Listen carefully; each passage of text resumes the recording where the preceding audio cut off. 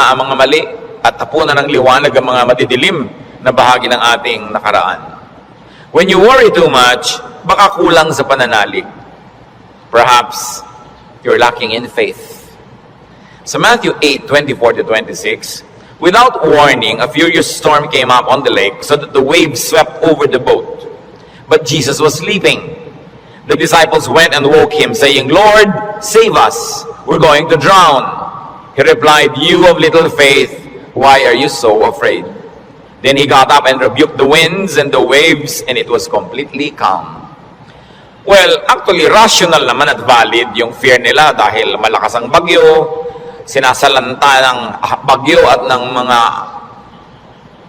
waves at mga alon at hangin yung kanilang sasakyang pangdagat. Hindi naman imposibleng matakot ka nun at hindi naman yun unreasonable. Pero nakita natin yung statement ng Panginoong Hesus dito. He equated fear with lack of faith. Kaya pag marami tayong mga takot at kinakatakutan, ang dapat nating siyasatin yung ating pananalig. We should check our faith. The more faith we have, the less fears. The more fears, it means the less faith. Sabi nga, faith is the assurance of things hoped for, the evidence of things not seen. And if you're assured and you have evidence of God's goodness through faith, you will be much, much less prone to worry. Kaya si Pedro, nung pinalakad ng Panginoon sa tubig, nung siya'y nag-alala, natakot, siya'y lumubog. Matthew 14:29-31, "Come," he said. Then Peter got out of the boat, walked on the water, and came toward Jesus. But when he saw the wind, he was afraid, and beginning to sink, cried out, "Lord, save me." Immediately Jesus reached out his hand and caught him. "You of little faith, why did you doubt?" In both cases, yung lulubog na bangka at lulubog na Pedro, pareho silang sumigaw, "Lord, iligtas niyo po ako," o iligtas niyo kami, at sila naman ay sinagip ng Panginoon at muling napanatag. So nakikita natin, pwedeng mangyari na mag-alala tayo, pwede tayong malibang na manghina ang pananalig, pero pag nararamdaman na natin yun, na tayo ay tinatalo na ng takot, magpaligtas kay Jesus, manalangin, tumawag, dahil yung example, nakita natin, ang tumatawag sa Panginoon, sinasagip niya. Kaya kung minsan nakakalimot tayong manalig, nakikita mong ninenervyos ka na pala, takot na ang naghahari sa iyong buhay, pangamba, anxiety, even panic, remember Jesus and call upon Him. Siyempre, nakakapanik yung lumulubog ka sa tubig. Tulad ng panik ng maraming taong iba't ibang korte at hugis at kulay, but the Lord is still Savior of all our worries and Savior from all our concerns. When you worry too much and you think that your faith is a problem, then ask for more faith. Humingi. Kuminsan ang ating mga panalangin parang grocery list, shopping list, hingi nito, hingi nun. Maganda idagdag dyan yung bagay na hindi material. Humingi ka ng karagdagang pananalig, tibay ng pananalig, sapagkat yung taong may tibay ng pananalig, kahit anong bagyo ang dumating, kahit anong warning at signal ang marinig, hindi siya nababagabag. Mag-alala man, konti lang. Hindi siya natatalo at hindi siya nasasakal ng takot. Kaya ang sabi ng mga apostles sa Luke 17:5, increase our faith. Yan ang panalangin nila sa Panginoong Jesus. Sapagkat napatunayan kulang ang pananalig nila, ang hiningi nila, dagdagan yon. It is very important for us to practice faith. Habang ito pinapractice mo, you put it to use, lalong tumitibay, lalong lumalalim ang ating pananalig. Kung tayo mapag-alala, baka kulang sa kaalaman sa mga pangako at salita ng Diyos. Kung alam kasi natin ang mga pangako at salita ng Diyos, halos lahat ng concern natin covered. And I dare believe every concern is covered. Nung nananalangin itong si Solomon sa Panginoong Diyos, masdan natin ang kanyang paggunita sa mga pangako ng Diyos sa langit. 1 Kings 8:25.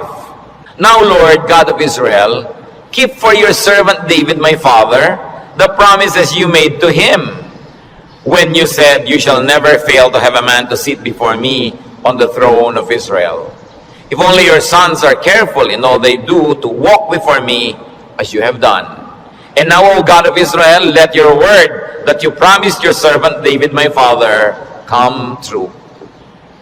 Malakas ang loob nitong Solomon na humingi sa Diyos sapagkat alam niya ang pangako ng Diyos sa kanyang tatay na si David. Kaya sabi niya, yung mga ipinangako niyo po sa ama ko, tuparin niyo, O Diyos. At pagka ang Diyos ay nilalapitan natin, na ang daladala natin ay yung pangako niya mismo at salita niya, ay nakakatiyak tayo na yun ay i-honor. Because God will always honor His word. Solomon, knowledgeable of God's promises to his father, claims it. So it's important for us, bago dumating ang worry, bago dumating ang fear, to know, then to claim and apply God's provision. Hindi kung kailan ka na nag-aalala at natatakot, doon ka pa maghahanap at mag-aaral, baka sa kalituhan mo, wala kang makita. Kaya mahalaga, mag-aral na agad. Sa uluhin ng mga salita ng Diyos, at i-quote sa sarili mo, i-quote sa pinoproblema mo, ang mga pangako niya. Bagamat kung hindi mo yung nagawa at may problema ka na, naghahanap ka pa rin, kapakipakinabang pa rin yun. Pero tiyak na kapakipakinabang lalo kung ginagawa natin before the need arises. Psalm 119 verse 50, sa lahat po ng mga nagdurusa, nahihirapan, memoryahin nyo itong verse na to, alalahanin, gunitain, anumang wika. My comfort in my suffering is this: your promise preserves my life. 5 very big words here. Suffering. Namnamin natin ang Psalm 1950, sabi, my comfort is my suffering. So unang-una, suffering. Pagka atin pong inalala yan, there is suffering. We all go through suffering. Pero sabi niya, my comfort in my suffering. Bawat suffering, bawat pagdurusa, may kakambal na ginhawa. May kakambal na pampalubag loob, pampalakas ng loob. Sa niya, my comfort in my suffering is this: your promise preserves my life. So, ang pangako ng Diyos, ang ginhawa ng mga nahihirapan, at ang salita ng Diyos ang nagpapalawig, nagpapahaba ng buhay ng tao. Kaya napakahalaga na alam niya ang mga pangako ng Diyos. Kung alam natin ang mga dealings ng Panginoon sa mga taong ang buhay ay nasa Biblia, nakita natin ang mga pinayagan ng Panginoon na hirap, at kung paano sa kahalos kaduluduluhan biglang darating ang rescue, biglang darating ang tulong, dahil mayroong dahilan ang Diyos. At ngayon, hindi lang nailigtas yung mga tao na yon, nagiging huwaran pa natin na maging tularan natin sila, ang kanilang pananalig at ang kanilang pagkapit sa Diyos, lalo't lalo may mamabigat na mga suliranin. Psalm 119, 116, sustain me according to your promise, and I will live. Do not let my hopes be dashed. So, sabing ganon, hawakan mo ako, akayin mo ako, patuloy mo akong buhayin ayon sa iyong pangako. At siguradong ako'y patuloy na mabubuhay. Huwag mo akong hayaang mawalan ng pag-asa. Maraming magagandang pangako ang Diyos. Dapat alam natin. When you worry too much, baka kulang din sa panalangin. James 5:13, is any one of you in trouble? He should pray. Nakita niyo yung simple, mabisa, makapangyarihang solusyon pag ang tao may trouble? He should pray. Unang-una, prayer can change the situation. And even if prayer doesn't change the situation, praying will change your heart. Kaya hindi pwedeng yung prayer walang pakinabang. Maaaring gawin ito yung ginugusto natin na mabago ang sitwasyon, malutas ang problema, dumating ang solusyon, etc. etc. O kaya hindi man ganon, nabago naman ang pananaw natin, nabago ang ating pag-iisip, ganon pa rin ang bunga, tumahimik ka. Ang mahalaga naman sa tao, yung payapa siya. Yung tahimik ka kahit may problema, kahit nga hindi masolve yan, tahimik ka pa rin. Daig mo pa yung nasolve yung problema, pero magulo pa rin sa ang isip niya. Kaya ang mahalaga yung kalooban. At napaka-importante nito mga kapatid, tandaan natin, hindi ninyo kayang kontrolin ang mundo. Hindi ninyo kayang kontrolin ang global warming. Hindi nyo kayang kontrolin ang earthquakes. Hindi nyo kayang kontrolin ang mga political turmoils. Hindi nyo kayang kontrolin maging sakit. Pero kaya yon ng Diyos. Kaya pag ipinapanalangin mo at inilalapit, ang laki-laki ng nagiging inhawa mo dahil alam mong alam yan ng Diyos. At kung gusto niyang baguhin yon, sinong makakapigil sa Kanya? At kung hindi niya binabago, meron siyang magandang dahilan. Manalig ka na magandang kanyang dahilan kahit kung minsan hindi naabot ng iyong isip. Pero eto pa, Kung hindi mo makontrol ang mga bagay na yan, at hindi kinontrol ng Diyos para sa kagustuhan mo, meron ka pang pwedeng kontrolin, kapatid, yung kalooban mo. Pag pinili mong manalig, pinili mong sumamba, at pinili mong pumanatag sa salita ng Diyos, hindi ka tatablan ng pinoproblema mo. Kaya laging kapaki-pakinabang ang pananalangin. So you always pray and pray and pray. Yung madalangin malayo yan sa pag-aalala. Lalo't ang pananalangin ay punong-puno ng pasalamat. Kasi kung nananalangin ka ng nagpapasalamat, oo nga naman, naaalala mo unti-unti na ang dami ng mga maganda sa buhay na dapat ipagpasalamat, nababalanse ang iyong alalahanin at natutuwa ka pa kung lumaon. Ngayon, maraming ganito mga kapatid. Sobrang nag-aalala, matatakotin, nerbyoso, dahil kulang lang sa saya. Kulang sa libangan o sa sarap sa buhay. Napakahalaga na ang tao ay may saya, may libangan, at may sarap ng buhay. Kaya marami mga tao naghahanap ng aliw kung bakit marami naman sa atin, kahit nakakaranas tayo ng hirap, nagiging judgmental tayo sa mga nag-aaliw. Ano naman ang sama sa mag-aliw? Kung hindi mo ninanakaw ang iyong aliw, wala kang pinapatay, wala kang ginagawa ng masama. Kaya pag tumatanda na ang tao, marami dyan nagkakaroon ng diversyon. Alam nyo, yung may diversyon, napakalaking blessing yan. Kasi ang daming alalahanin. Pag tumatanda ka na, nararamdaman mo na yung mga kasukasuan mo, ayaw na masyadong tumiklop o bumuka ang mga tuhod mo at mga braso. Nararamdaman mo nang mahihiluhin ka, halimbawa, lumalabo ang iyong mata, dumadami ang iyong mga sakit, at kumukonti, usually ang iyong pera. Bihira naman yung papayaman, papadami pera, no? Kadalasan papaubos, nawawala ng hanap buhay, nagre-retire. Tapos ang mga mahal mo sa buhay na uubos na. Ang lahat ng mga tiyo mo magulang, ubos na, parang yung kayo na lang na magkakapatid ang next in line. No? Dati may mga matatanda kang tinitingnan, pinagmamanuhan. Ngayon, wala na, ikaw na lang lagi ang pinagmamanuhan. So iniisip mo, ako na kaya next. Yung lampas ka na sa alas 12 tanghali ng buhay, yung mga nasa alas 3, alas 4:30 ka na, alam mo yun na malapit na akong humarap sa mga katotohanan. Alam niyo yung mga ganon, sobrang magbigay ng alalahanin. At hindi na iintindihan nyo ng mga tao na hindi pa nakakaranas noon. Kaya marami sa ganong edad, mga past 50, kung kailan pa nagkaroon ng ganong edad, machichismis pa, ang bata-bata naman ang boyfriend ni kumare. Kung biyuda naman siya, ano? Diba? Kung bata ang boyfriend niya, naiinggit ka. Diba? Ang bata-bata naman ang girlfriend ni ganon, kung biyudo naman siya o wala naman siyang asawa, ano naman ngayon? If there are 2 less lonely people in the world. Do not be judgmental sa mga tao naghahanap ng saya. Kasi kadalasan, yung saya mo na lang ang nagtatawid sa'yo sa dilim ng gabi. Yung konting saya mo na lang ang nagbibigay sa'yo ng dahilan para mabuhay pa uli, para bukas o next week. Yung konting libangan mo ang nagbibigay sa'yo ng liwanag sa otherwise, ang dami-dami mo mga alalahanin sa buhay. Hindi dapat silang ginajudge. Pag may nakikita kang dalawang taong magkasama, kaya hindi sila magkaedad, ang tanda-tanda naman ng boyfriend niya, baka naman kulang siya sa pag-ibig ng magulang nung araw. Mabuti nakakuha na ng husband, meron pang tatay. Kung minsan bonus, may lolo pa. Inggit ka. Diba?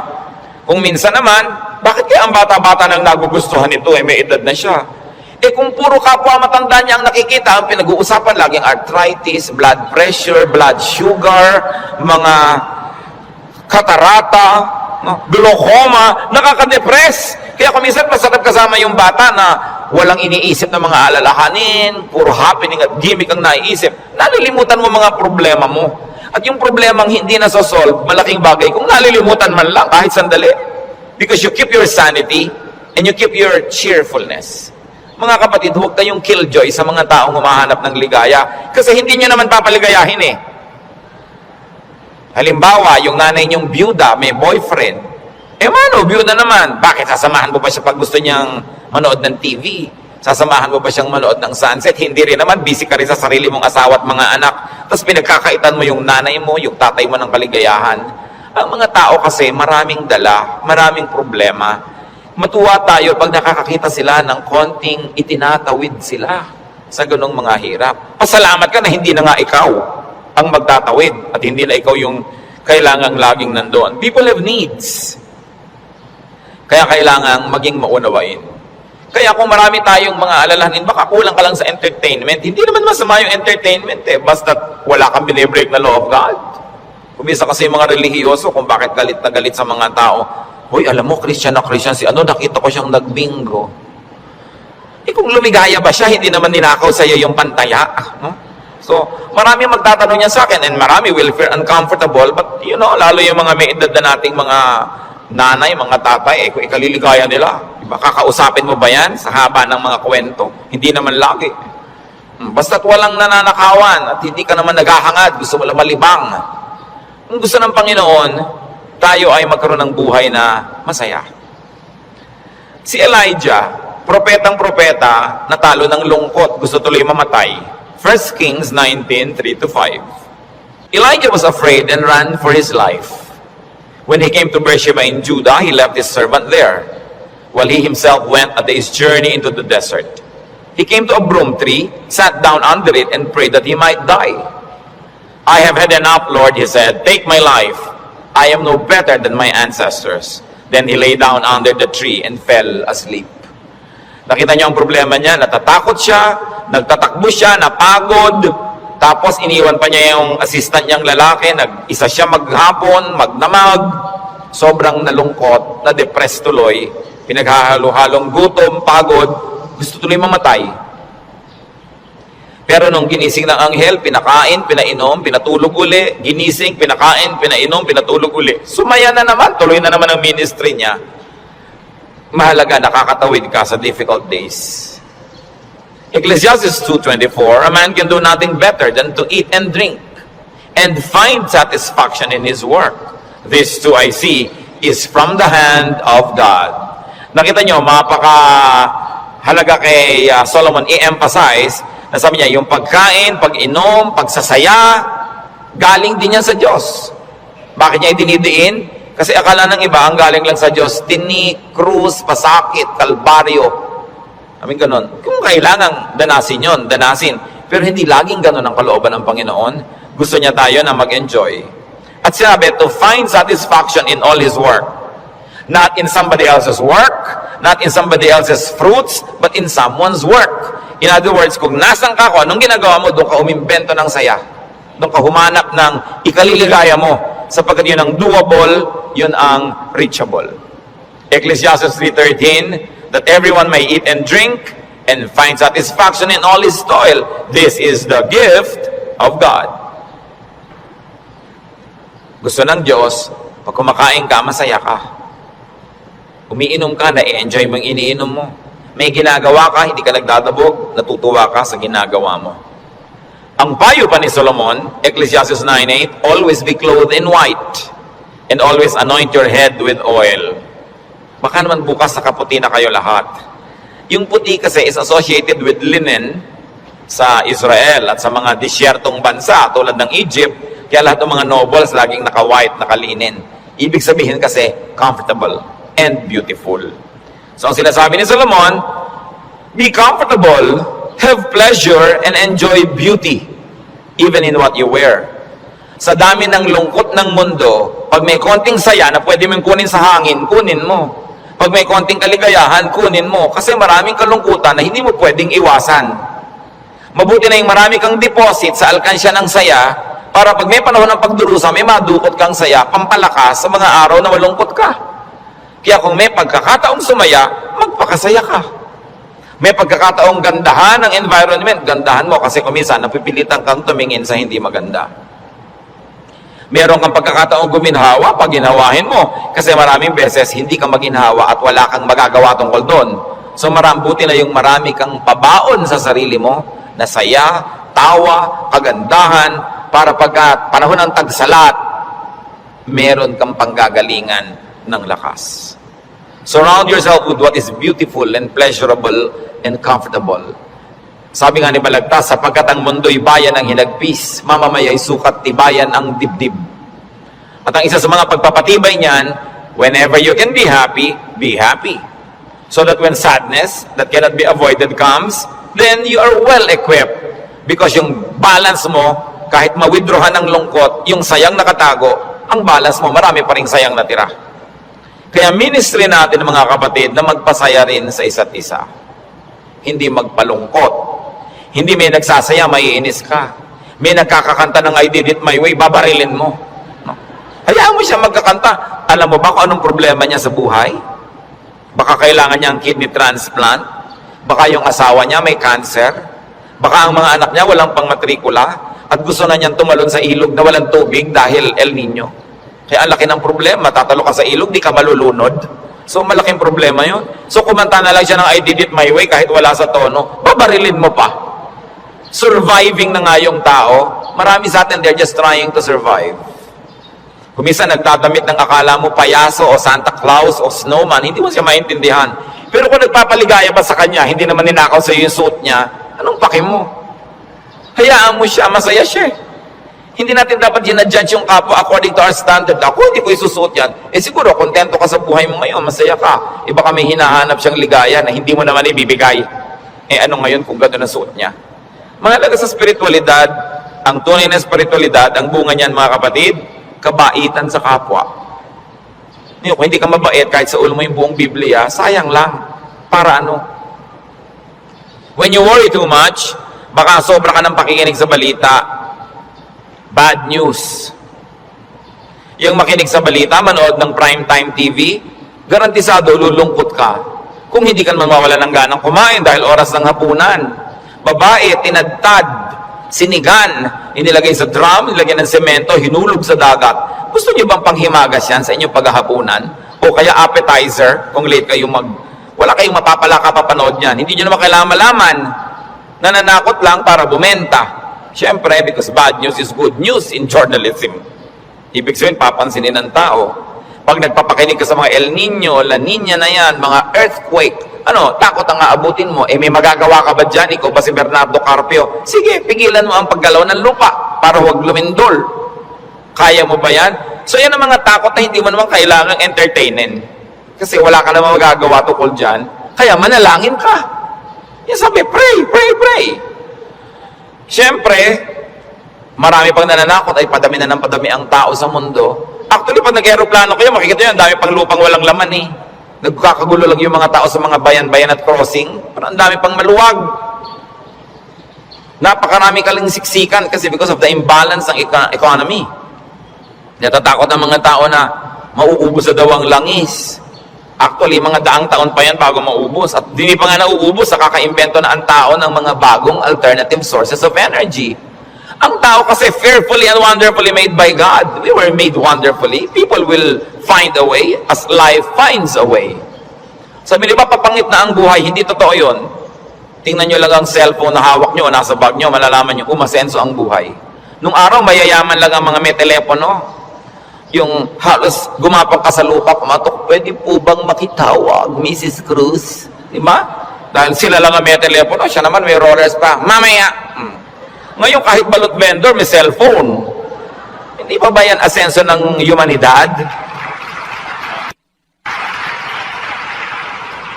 Ang mga pharaoh, ang mga Roman emperors, ngayon nahuhukay mga bangkay nila, simpleng abscess lang ng bagang namatay. Appendicitis namatay. Ngayon, routine na lang yan. Diba? Routine. Ang dati nating presidente, Manuel Quezon, namatay sa tuberculosis. Ngayon, nagagamot na yan. In other words, nag-i-improve ang science, nag-i-improve ang technology. Natututo tayo ng green architecture, green lifestyle. Sabi natin, parumi ng parumi ang mga ilog, buti pa ng araw na malilinis ang ilog natin. Lilinis din yan kasi magigising din tayo sa katotohanan na walang kwenta ang maruming ilog. Yung dating maruming ilog sa Singapore, ngayon ang linis-linis na, ang dami na uling isda. Ganon din naman sa Stockholm, sa Sweden. Sa gitna ng city, ang linis ng ilog, may mga nangingisda, kinakain nila yung isda. Dati daw yung parang Pasig. In other words, ang tao kasi natututo. Matututo, mag-a-adjust tayo eh. Nagkakaroon ng maraming research sa siyensya. Hindi ba kahit nga ngayon 10, mukhang 30? Napapahaba ang kabataan para mag-enjoy pa ng maraming bagay. Yung mga kulot ngayon, gusto mo tuwid ang buhok mo, bukas tuwid. Gusto mo kulot uli next week, kulot. Maraming nagagawa ang tao. Ang pagkain, Nung araw nga, bago ka makakain ng palitaw, kailan magigiling ka pa ng malagkit, mga 3 oras mong ginigiling-giling sa bato. Ngayon, punta ka sa Via Mare, mamimili ka ng lahat. Parang piyesta araw-araw. Maraming tao nung araw, pagka piyesta lang nakakakain ng lechon. O kaya ng karne.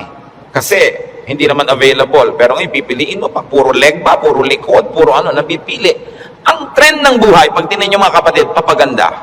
Huwag kayo nawawala ng pag-asa at huwag kayo nagpapalungkot dyan. Kasi God is in control. Ngayon, pag nagpapapakinig kayo din sa mga prophet of doom, sa sobrang prophecy, lulungkot din kayo. Diba? Ang alam natin, ang ending ng lahat ng prophecy, darating ang Diyos, o babalik tayo sa Diyos, kung alin man ang mawa na doon, yung pa rin ang tunay na ending, no matter what the detail. Kaya nang ating dapat bigyan ng pansin. We romance the past too much. Laging the good old days, the good old days. Sabi ni Solomon sa Ecclesiastes 7:10, do not say, why were the old days better than these? For it is not wise to ask such questions. Huwag kayong magdrama-drama lagi yung hinahanap yung kahapon ng araw. Yung nung araw, nasasakay ka halimbawa sa bus, talagang yung buhok mo ay hinila na ng lahat ng hangin bago ka makarating sa Maynila. No? Yung the good old days ba yun? Na para ka magkaroon ng ice cream, gagawa ka? Good old days ba yun?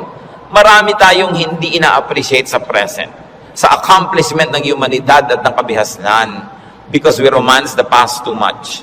When you romance the past, you will be sad. When you worry about the future, you will be afraid. You know what God wants you to do? Enjoy the day. Enjoy the moment. Yan ang payo ni Jesus.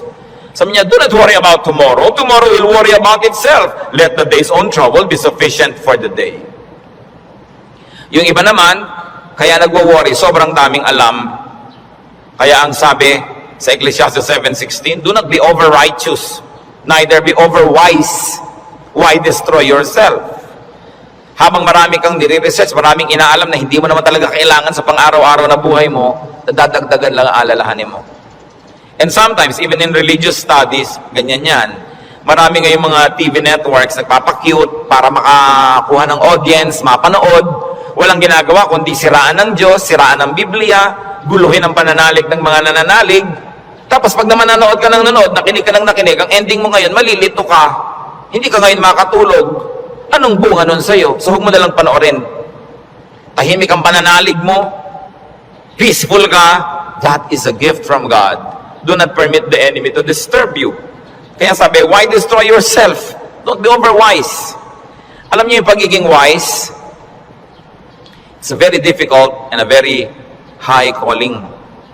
Kaya mga tinatawag ng Diyos na maging mga philosopher, maging mga prophets, maging mga mangangaral, mahirap yun.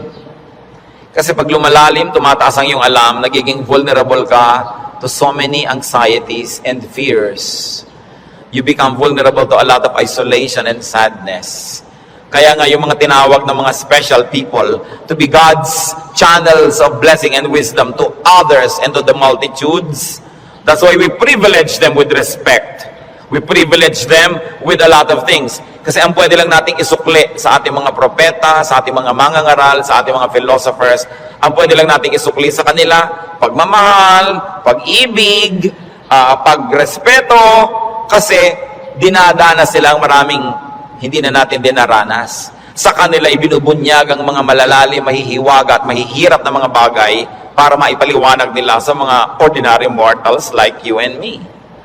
Kaya mahirap yan. Marami sa mga propeta, marami sa mga great artists, marami sa mga great achievers, great thinkers are tormented by their spirits and in their spirits. Kasi they become sensitive to many things. Kaya napakasarap ng buhay ng mga taong regular lang. Kung minsan naiinggit ka doon sa sobrang dunong, sobrang galing, kaya mo bang buhatin ang bigat ng karunungan? Mahirap yon. Yung may ipabigay sa iyo ang Diyos, sasabihin ng Diyos, ipamigay mo na yan dyan sa mga tao, hindi siya madali. Kaya kung minsan may eccentric behavior, no? Yung mga great artists na hindi nauunawa ng mga karaniwan tao. Basta tayo mga kapatid may hindi nauunawa, huwag nyo i-judge. Sikapin nyo unawain, at kung hindi nyo malang maunawaan, at least leave it alone. Huwag nyo siraan, huwag nyo pintasan, kasi hindi nyo alam. At pasalamat kayo, hindi kayo yun. Ngayon, we avoid extremes. Because extreme behavior and extreme thinking also leads to a lot of worry. Ecclesiastes 7:18, the man who fears God will avoid all extremes. Gumigitna ka lang, bumabalanse ka lang, para tahimik ang buhay mo. Ecclesiastes 12:12, be warned, my son, of making many books there is no end, and much study wearies the body. Lalo ngayon, ang daming choices. Nung araw, 3 lang ang channel sa TV. Ngayon, daan-daan ang channel. Ang dami mong choice. Kaya wala ka ng mabuong programa. Marami ka kasing choice. Nung araw, pagkahapon, basta mga aninong gumagalaw, yun lang ang mapapanood mo. Mga lumang pelikula. Wala ka ng maraming choice. Kumisan, tahimik pa yun eh. Umorder ka sa restaurant ng tea. Nung araw, pag umorder ka ng tsa, etong tsa. Ano pong tea? Ang daming tea. Alam niyo, mamahit 100 yung papapiliin sa'yo ng waitress. Pagkatapos papapiliin ka pa kung hot o cold. Tapos papipiliin ka pa kung natural o ganito. May sugar o without. Pag may sugar, natural sugar, cocoa sugar. Ang dami pang sugar. Huwag na nga, tubig na lang. Ang daming choices ng pati ng soft drinks. Gumugulo tuloy. Bakit natin ito binabanggit? Mga kapatid, kung tahimik na ang inyong kalooban sa pananalig niyo sa Panginoon, huwag niyo nang guluhin ng kung ano-ano pa mga ideya. Walang mapapala. Ang kaluluwang palipat-lipat, papalit-palit. Sabi ni Solomon, tigilan niyo na yung kababasa sobra. Sabi ko noon, mapapagod ka lang, matutuyo ang iyong lakas. Sabi ko noon, hindi matatapos yan. Ang ending din naman, haharap ka sa Diyos eh. Kaya kung tahimik ka na, payapa, huwag ka nang pagulo pa. That's why prophets and philosophers and thinkers and teachers are burdened. And the only thing we can give them is to privilege.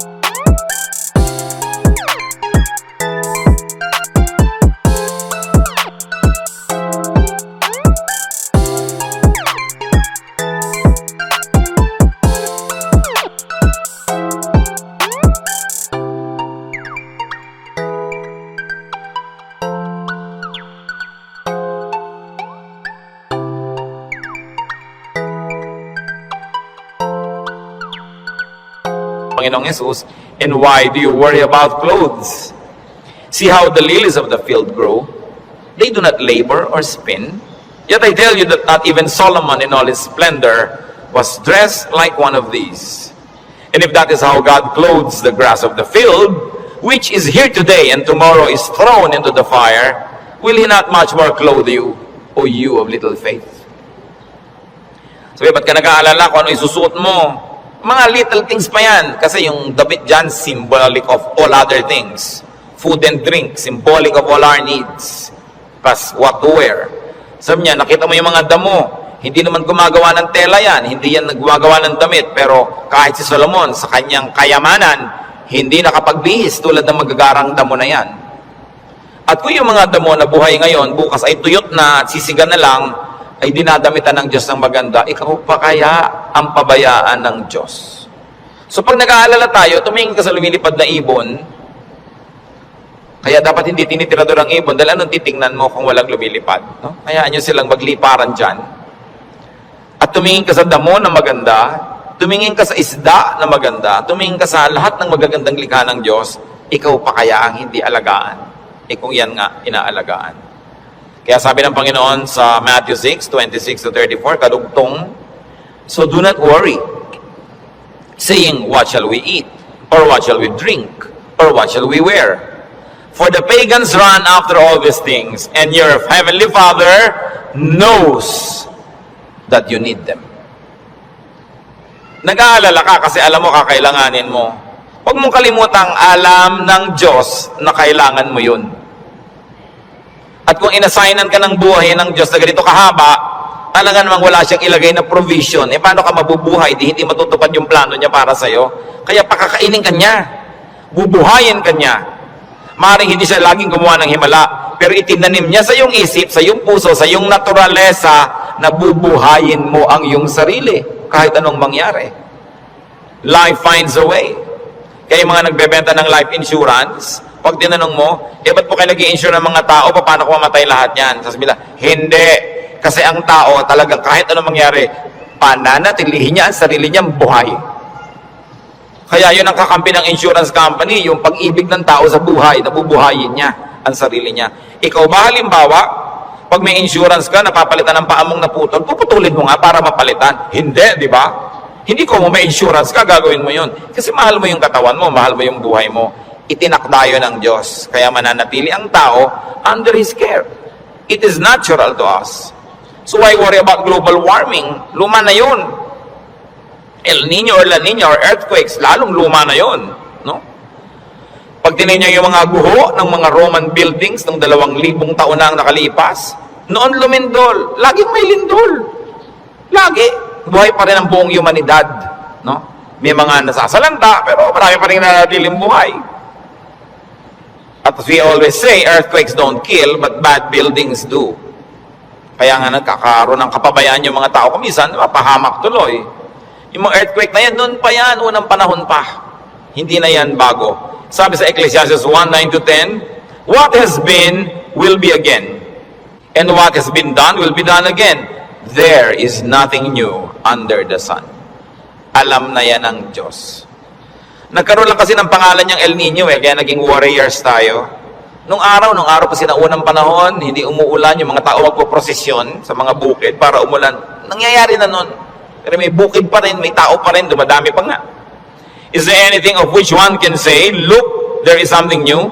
It was here already, long ago. It was here before our time.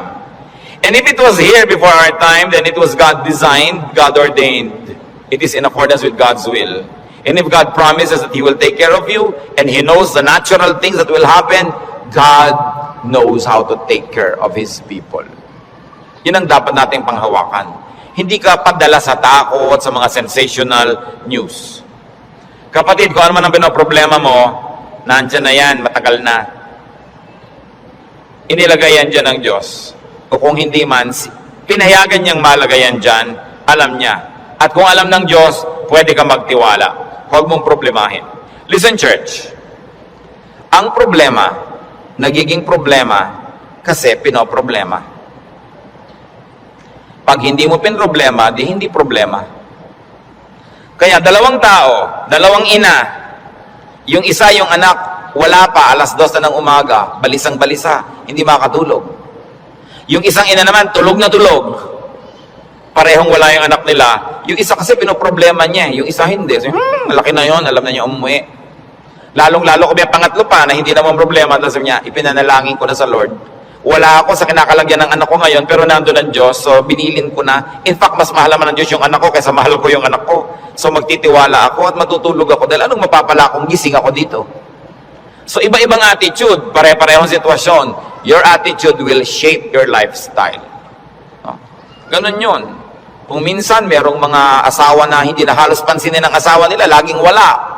Merong mga nag-aalala, bakit siya laging wala, etc. etc. Meron mga, ay, salamat, wala siya. Marami akong magagawa ngayon, walang abala. Nasa sayo yan, kung anong gagawin mo sa buhay mo. Pero hanggang hindi mo pinoproblema ang isang bagay, hindi yun problema. Ngayon, iniisip mo, ano kaya? Pastor, ano magagawa pa pag natunaw lahat ng mga yelo sa North Pole? Lumayas ka sa harap ko, hindi ko alam. Bakit mo ipapaproblema sa akin ng mga yelo sa North Pole? Diba? Ba't natin po problemahin yan? Magdasal ka, kahit alam ko na kasi lumubog ang buong mundo eh. Gusto ng Lord na lumutang sila Noah, lumutang. Di lumapit ka sa Diyos para kahit lumubog, lumutang ka. Bakit mo paproblemahin yung buong yelo, buong Antarctica? Ang saya-saya ng buhay ko dito, bibigyan mo ako ng problema. Ano po kaya't naglilindol? Kaya ba natin pigilin kahit anong gawin natin dito? Diba? But of course, there are practical things you can do to minimize risk and danger. But you can only do so much. Kaya nga may Diyos eh. Para yung hindi mo kaya, ipasa Diyos mo. Magtiwala ka at mag-enjoy ka ng buhay. Gumawa ka ng mabuti. Kaya tayo gusto ng Diyos na pumanatag, tumahimik, para sa kapanatagan at katahimikan, ma-inspire kang gumawa ng mabuti. Hindi lang para magpasasa sa sarap. Your stability in life, your wealth, your security, your health should not only be used for your personal enjoyment. It must become the springboard for much nobler missions in life. Na kumbaga, wala ka ng need, so pwede ka na magbigay. Malakas ka naman, pwede kang tumulong. Tahimik ang loob mo, pwede kang umakay, umunawa sa mga magugulo ang loob. Kaya gusto nating pumanatag, umayos, hindi lang para magpasarap. Para magawa natin yung misyon na ibinibigay sa atin ng Diyos na maging blessing tayo sa ating mga kapwa-tao. So, brothers and sisters, think about the things you worry about. It's your decision if you like to turn them into problems. Pag pinroblematize mo. Marami mga tanong pa, mga doktrina na hindi natin alam. Ano po kaya ang itsura natin sa langit? Hindi natin alam. Ang problemahin mo, mapasama ka doon. At alam natin yan.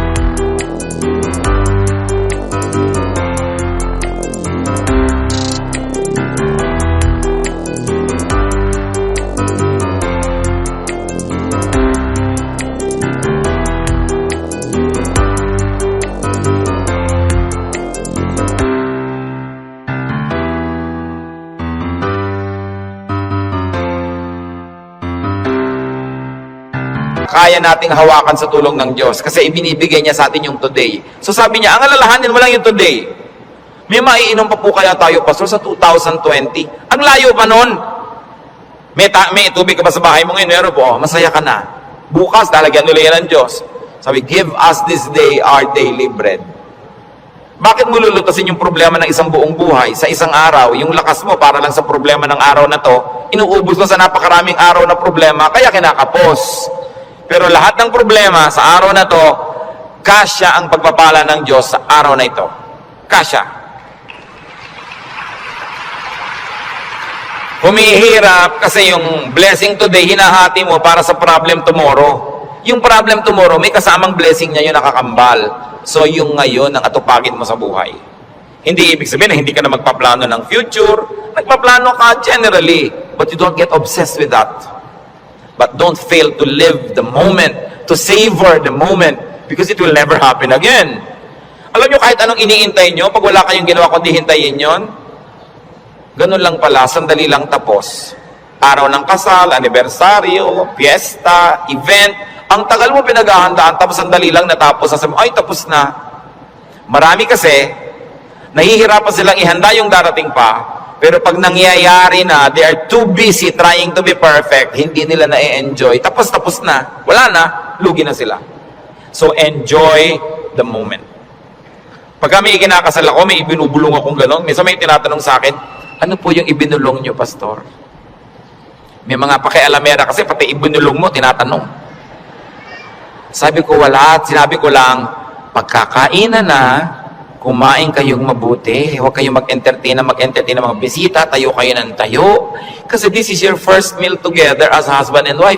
Enjoy it. Stop being warriors and perfect hosts. Enjoy your meal. Ito yung meal, enjoyin ko. O, debo mo ngayon, enjoyin mo. Huwag mo nang isipin na kung ano ang bagay. Kasi mamaya, tapos na yan eh. Dapat ine-enjoy. Pag pangbukas, malayo pa. Do not worry. Focus on today's concerns and pleasures and enjoy whatever can be enjoyed. Philippians 4:6-7. Do not be anxious about anything, but in everything, by prayer and petition, with thanksgiving, present your requests to God. And the peace of God, which transcends all understanding, will guard your hearts and your minds in Christ Jesus. Sabi, huwag kayong mag-alala, huwag kayong matakot, huwag kayong magpanik tungkol sa kahit anong bagay. At sa halip na yan, sa pamamagitan ng panalalangin taimtim na may kalakip na pasalamat, ilapit nyo sa Diyos ang gusto nyo. Sabi niya, at makikita nyo, yung kapayapaan ng Diyos na mahirap unawain, imposibleng makamit, mararamdaman ninyo. And you will feel secure. So pagka nagkikita yung anxious, mga kapatid, nag-aalala, anong dapat gawin? Pray. With thanksgiving. Hindi lang prayer, puro request. May thanksgiving. Kasi nga, habang naaalala mo yung pagpapasalamat mo, naaalala mo, oo nga naman, maraming maganda sa buhay. Pati ikaw, nababago. Don't be anxious about anything. So do not problematize life in its details. And 1 Peter 5:7 is so very, very powerful. Cast all your anxiety on Him because He cares for you. Sabi, ibigay nyo kay Kristo ang inyong mga alalahanin. Kasi Lord, nag-aalala po ako tungkol sa buhay ko, nag-aalala ako tungkol sa impyerno, nagpapaalala ako tungkol sa buhay na walang hanggan, sa kabilang buhay, nag-aalala ako tungkol sa kakainin ko, sa ganito, sa ganon. Sabi ni Jesus, binayaran ko na yan sa cross, bakit inaalala mo pa? Bayad na yan ha. Kaya sabi, cast all your anxiety on Him. Kasi bayad na. Ipapaalala sa ni Jesus, huwag mo nang problemahin, tapos na yan. Binayaran na. Kaya nga ako nagdugo, nasugatan, mahirapan, nagdusa, namatay, para hindi ka na magdusa. Bakit ginokopya mo ako, hindi naman ikaw ako? Ba't ka naman problema? Problema ko yan. Kaya nga si Jesus, Savior. He is Savior. He is Lord. Lord over all our problems and cares. Kaya sabi ng Ecclesiastes 11:10, so then, banish anxiety from your heart and cast off the troubles of your body, for youth and vigor are meaningless. Sabi, palayasin mo, iwag-wag mo ang mga problema mo. Kaya ang laki ng gawa ng word na word, banish. Hindi lang sinabing remove, banish anxiety. And this word anxiety in its original word and language is the same as the clinical word now for anxiety.